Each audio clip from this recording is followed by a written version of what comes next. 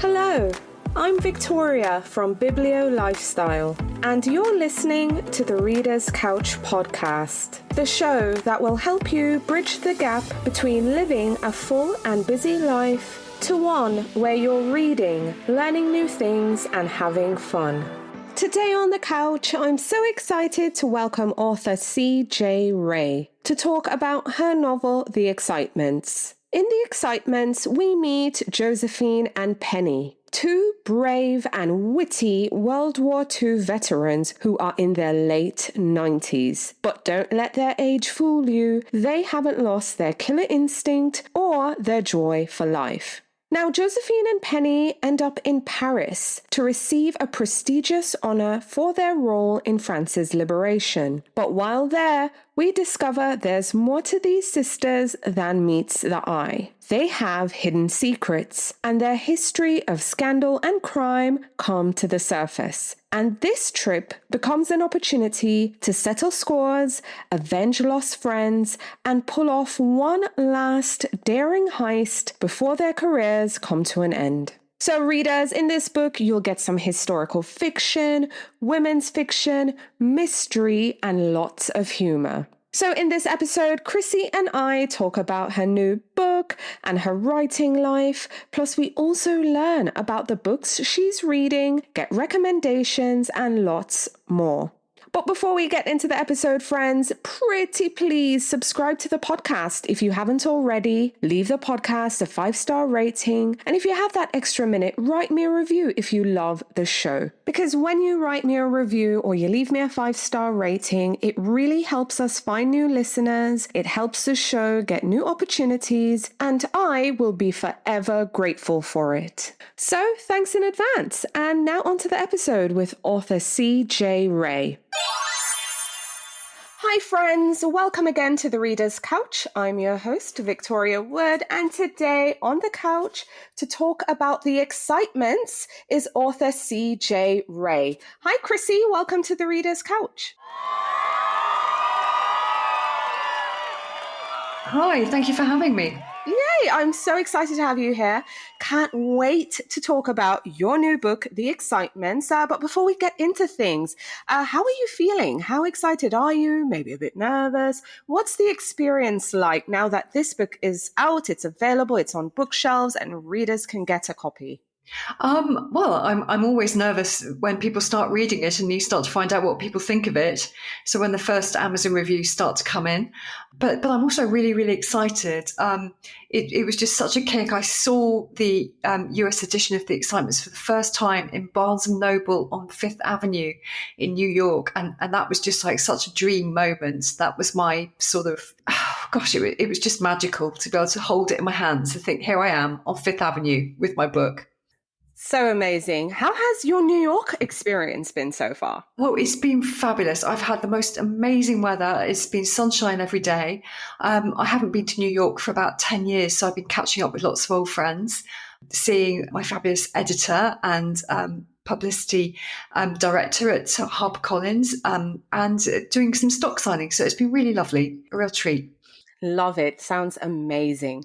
So before we get into the book and just, kind of talk a bit more about what's inside, tell our readers, I want them to hear it from you. Tell us about The Excitements. What's your elevator pitch? What can readers expect when they pick up a copy of your book? Well, I would say it's 3 books in one. It's a comedy, a mystery, and a historical novel. It's set between World War II and present-day Paris, and it follows the antics of 2 sisters, Penny and Josephine Williamson. They're in their 90s, and they're going to Paris to receive the Légion d'honneur in the company of their great nephew Archie. And they get to Paris and mayhem ensues, and we go back to their World War II history, their service history, and then we see them as the fabulous nonagenarians they are now.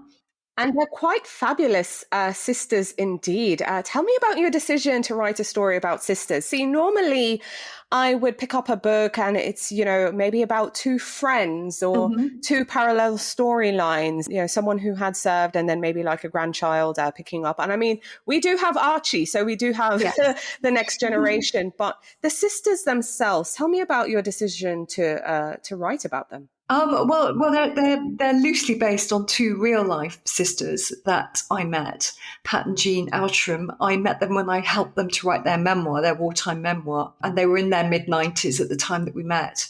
And having worked with them and heard all their war stories, I thought, what I find even more interesting is the women they've become. And so I wanted to sort of create a fictional representation of that, because when you read someone's memoir, you're reading about, what they did in the 1940s. And the story sort of ends without, it's like in romantic comedies, you have the happy ever after, but what happened after that? And so that's what I wanted to talk about and write about. Love it. So the sisters, they're both similar, but they're also different.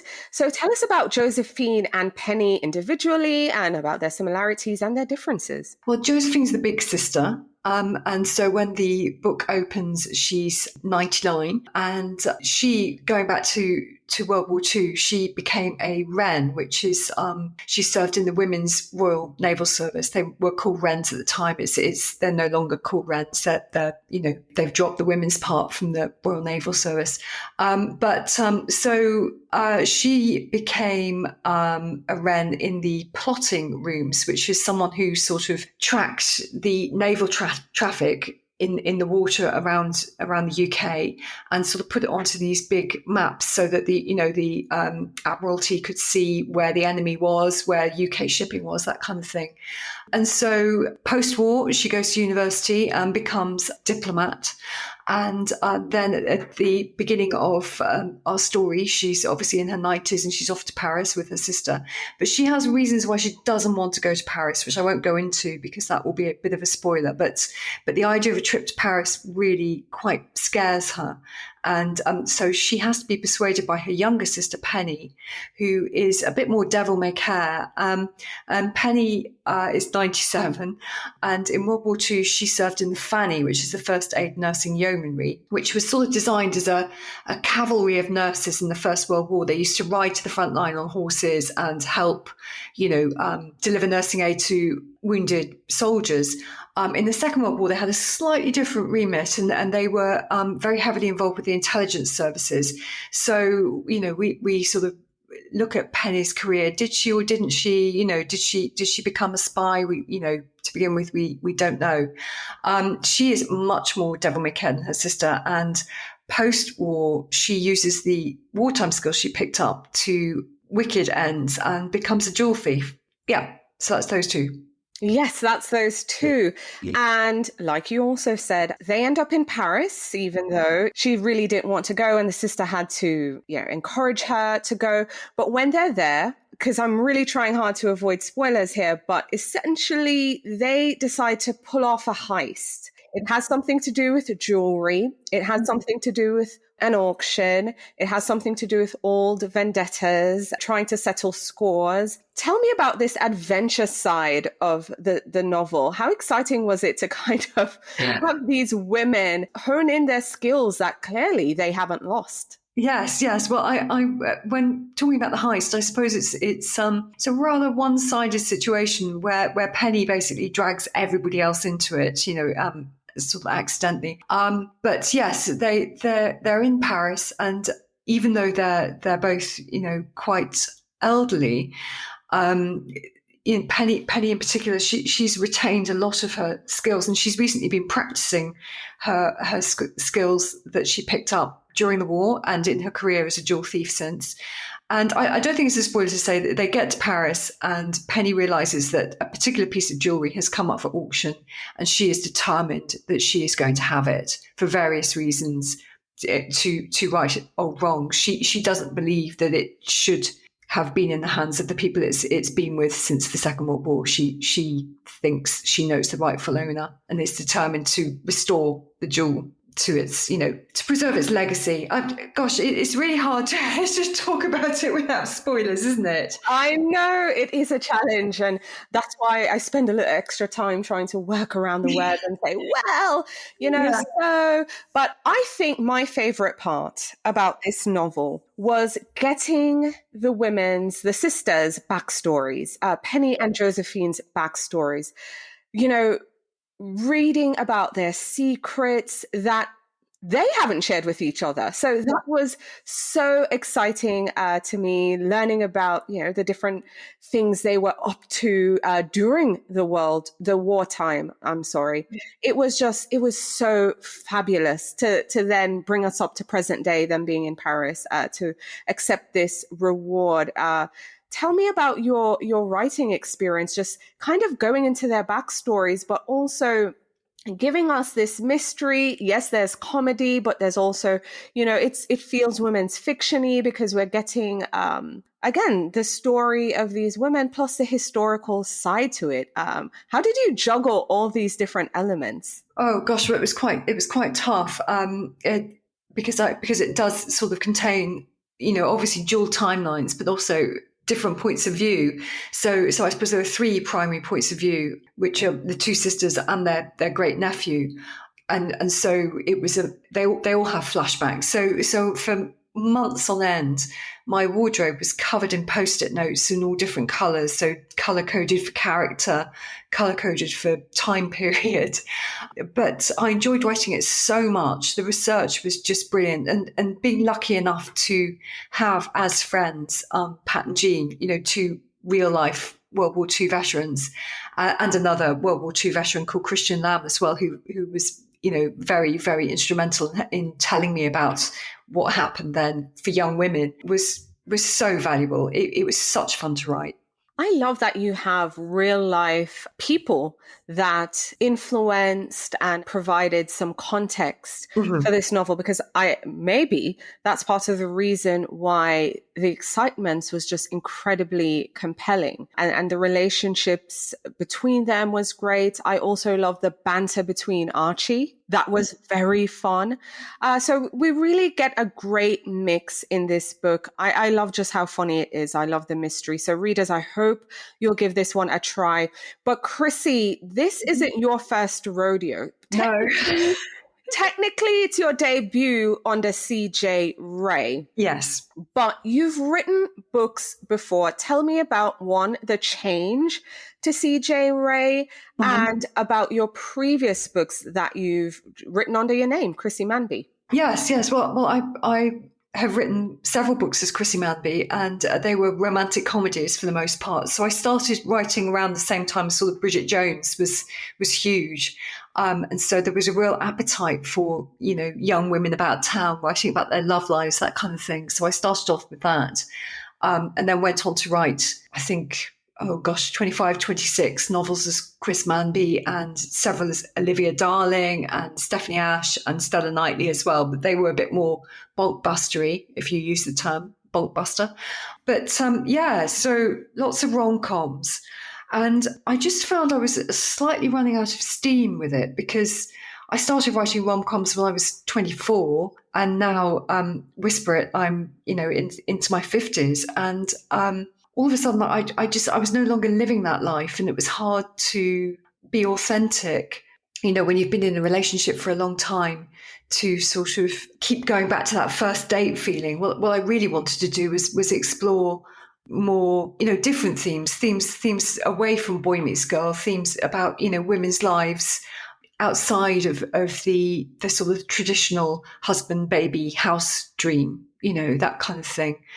So both the characters, Josephine and Penny, the excitements, they've not had traditional paths through life. And that's what I wanted to write about. So I wanted the excitements to be such a change of direction that it made much more sense to write it under a different name, so that anybody used to picking up my rom-coms wouldn't pick it up and be disappointed because there was no rom in it. There's plenty of com. There's plenty of com, plenty of com. This is just really fun. I think what I also appreciated is that these are women in their 90s, and for me, it's inspiring, because I love reading about women who are later on in life who still have this joy for life and living. They show no signs of stopping anytime soon. I mean, I adored them. So I love getting this different point of view. So with that said, Now that you have the excitements out there, can we expect another book either with the sisters or in this genre bending sphere where we get a bit of historical, maybe a bit of mystery and women's fiction? Yes, yeah, I'm working on a book right now called Jinx, which picks up one of the characters from the excitements and takes her story forward. And that has a dual timeline between the war, World War II in Singapore during the Japanese occupation and present day Florence. So Jinx is a protege of Penny, our jewel thief character. So Jinx, the novel, follows her quest to right some wrongs as well.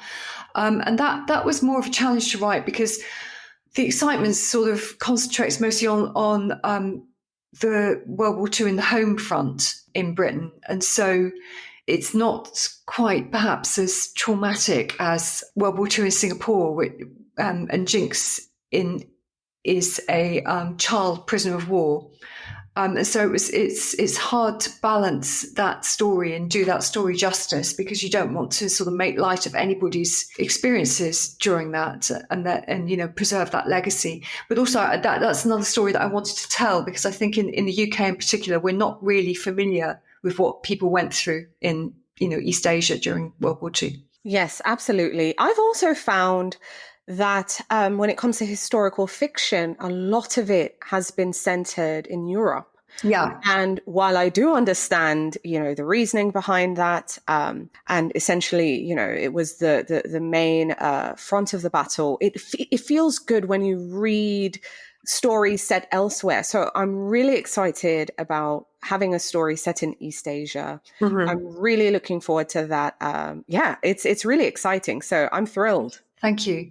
Yeah, I've so enjoyed is a difficult word to use when you're writing about such sort of traumatic events, but I did enjoy creating the character of Jinx, and I hope it will sort of open people's eyes a bit to what went on.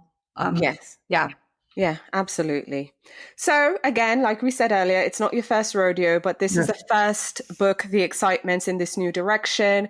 We're excited for Jinx. That's also on the horizon. But again, you have an extensive Chrissy Manby catalogue. But looking back, if you could tell your younger writing self anything, what would you tell her?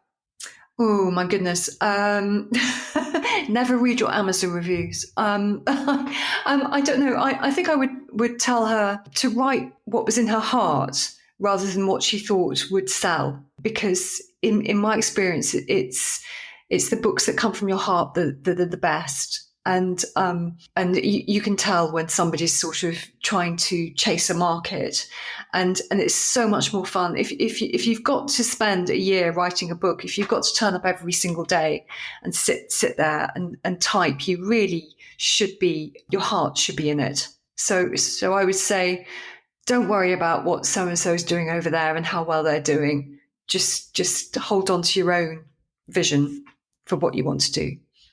I love that. That's amazing. Okay, so we're here to talk about The Excitements, obviously, but we love hearing what our authors are reading. So tell me about the last book or books that you finished reading that you'd now recommend. Okay, my goodness me. Well, I can tell you what I'm reading right now, which is a fantastic book called Neighborhood Watch by Sarah Reeder. That's I think it's pronounced Reader. It's Reida, and that's going to be published in the US in May, I think. So I'm reading an advanced reading copy of that, and it's just a fantastic, funny murder mystery set in a sort of a upscale neighborhood. It's just brilliant. I'm really, really enjoying that. I'm also, are you familiar? You're familiar with Freya North? Yes. The Unfinished Business of Edie Brown. I've been loving that. And Matt Cain. Mm-hmm. So his book One Love, which is a really gorgeous love story. Gosh, there's so many things. If you haven't read Confessions of a 40-something, and I'll bleep this word out, F up, by Alexandra Potter, I would highly recommend that. It's been made into a series called Not Dead Yet, which you might have seen. And that's well worth a read as well. Ooh, I'll be adding that one to my reading list. Right. It's brilliant. It for anybody who feels that they haven't, particularly if you feel that you haven't sort of hit all the milestones that you thought you should have hit by 40, it's such a great, great, funny comfort read. Yeah, I think we all need some comfort. Yes, absolutely. I know I do. So that sounds right up my alley. But what would you say were your favorite childhood books, Chrissy, that you can remember? Well, the first book I can remember is a book called Norman the Dorman by Don L. Freeman, which was a picture book about a mouse who lives at the Metropolitan Museum, and he has his own little door into the museum. And of an evening, he puts on a sort of a guard's uniform and shows other mice around the exhibits at the museum. So that was a charming book that I still have.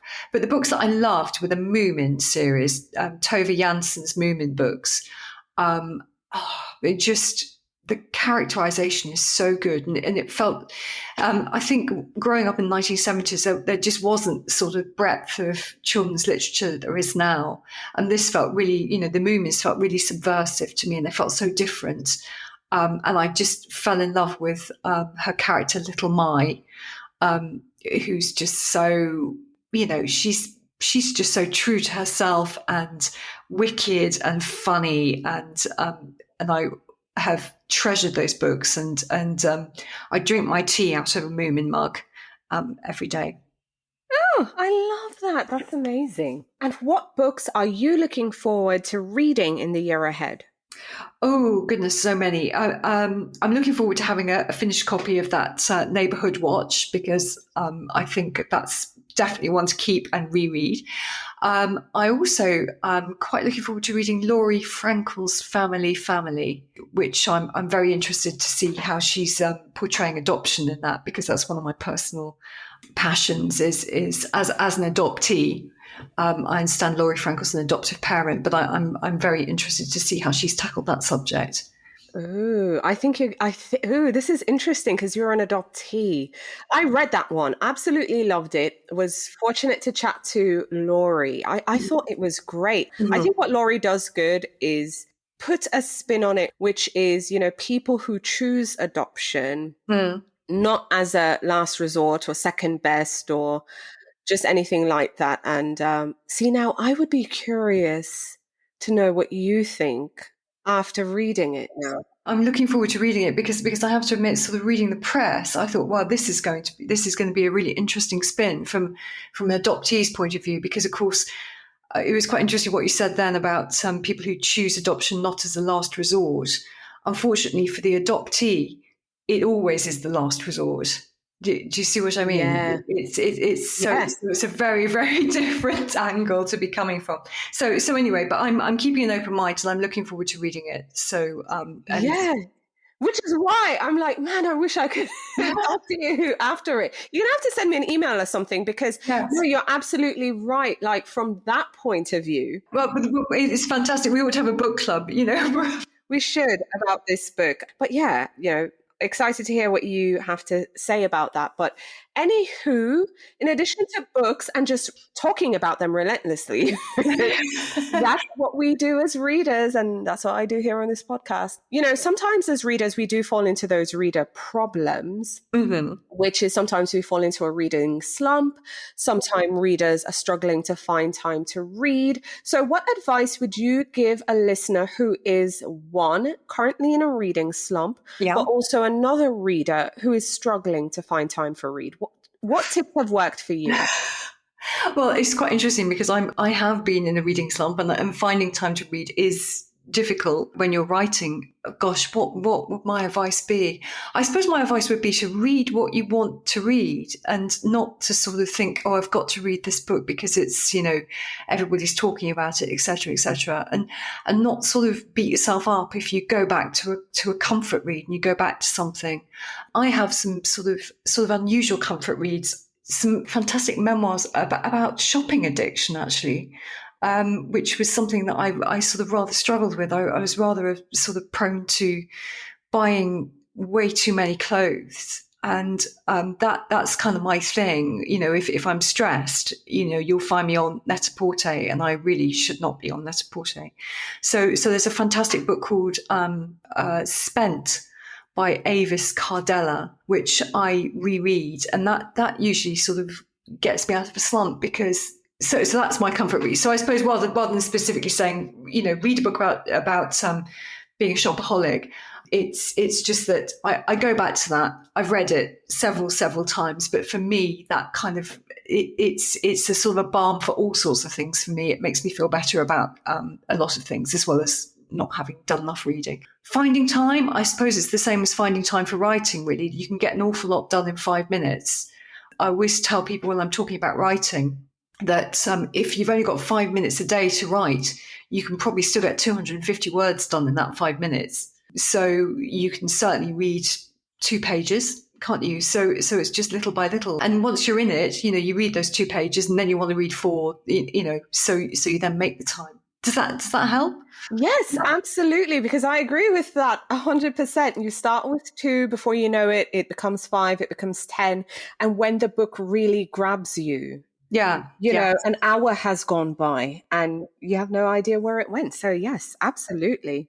So in addition to the books and the authors and the discussions, we also love our indie bookstores. And from what I understand, you're in New York for the excitements. So share with our listeners some of your favorite indies. Okay, well, I mean, I haven't had time to sort of explore many indies, but yesterday I was at the Mysterious Bookshop, which is down sort of in the financial district down near, I think is it called Tribeca? Yes. Yeah. So, I mean, that's just a great store, because they've really tricked it out like an old school library. It's all sort of dark, polished wood and big armchairs to sit in, and 2 lovely guys looking after the shop. And that was, a real treat to go in there. They've got library ladders and things like that. So you imagine you're sort of, it's sort of like an old college library, that kind of thing.